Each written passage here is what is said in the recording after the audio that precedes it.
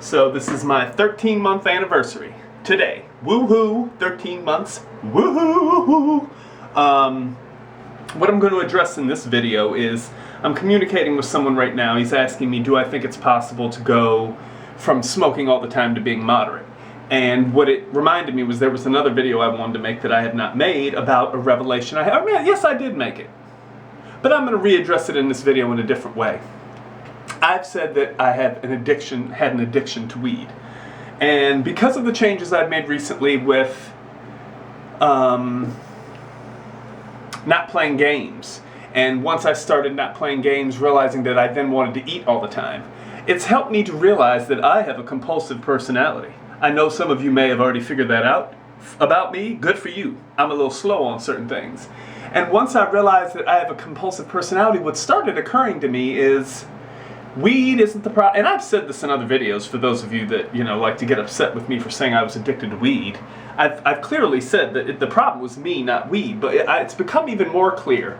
The video games aren't the problem. Weed isn't the problem. Alcohol wasn't the problem. Food, shopping, money, credit. All these things aren't the problem. The problem is me.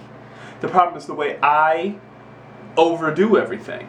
And, giving up games for Lent. I mean, the idea of giving up smoking was attractive to me, because it meant if I just gave up smoking, all my problems would go away, which has not happened. If I just give up alcohol, everything will be fine. If I just give up smoking cigarettes, everything will be fine. If I can stop overeating, if I can stop compulsively having sex or gambling, you are the problem. And if you have a compulsive personality, or you have an addictive personality, whichever word makes you more comfortable, if you have a propensity towards overdoing everything, you're going to have that problem your whole life. And I talked to my mother the other night, and I said, that was an upsetting revelation to have. I much more prefer the idea that if I can just get certain things out of my life, all my problems will be gone. It's a lie. The problem is always going to be there. I'm always going to have a problem with controlling myself and overdoing things. And even though I don't like that I figured it out, I'm glad that I gave up games, because it's made it much more clear to me. As far as this question, can you go back and forth between smoking and not smoking? Many people can. I have many people that write to me that can come home at night and take one bong hit and be fine. I mean, I had a friend that I think I made a video about. A bag of weed that she bought lasted her a year. That blew my mind. I used to smoke in a week. She didn't. It took her a whole year to smoke. More than a year, actually. Or no, it was about a year. So that is a little bit of an acknowledgement to some of the people that have written to me about saying it's addictive. I do agree. I mean, I have had some people write to me and tell me they've had cold sweats and shakes and stuff like that when they've gotten off weed. That's obviously a physical reaction to stopping. So I think it is addictive for some people. What's the other thing I was going to say? Oh, and another thing I've noticed with some of the people that have written to me is that basically I think they were using weed, and I think I was doing this to a certain extent too, to self-medicate, that there are certain problems that some of us have, and weed helps with it.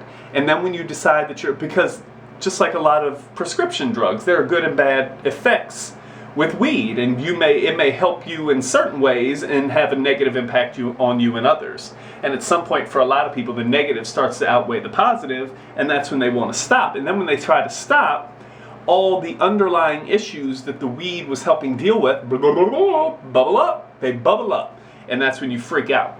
I think some of them may be, chemical problems in their brains for some people. And this is in no way meant to be funny or be critical. I really do believe this. I think weed helps a lot of people with depression when they first start smoking it.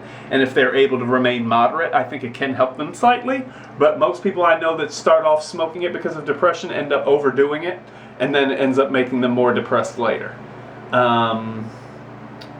Okay, and as far as my progress, I'm doing fine. I still have temptation to smoke. I still am resisting. It's been 13 months. I have not taken one puff. I don't really think I'll ever be able to be moderate. If I am able to be moderate, that would be a beautiful thing. I don't know if all of a sudden I became more moderate. I would want to go back to that anyway, because I like having the clear mind that I have now. What else? I think that might be it.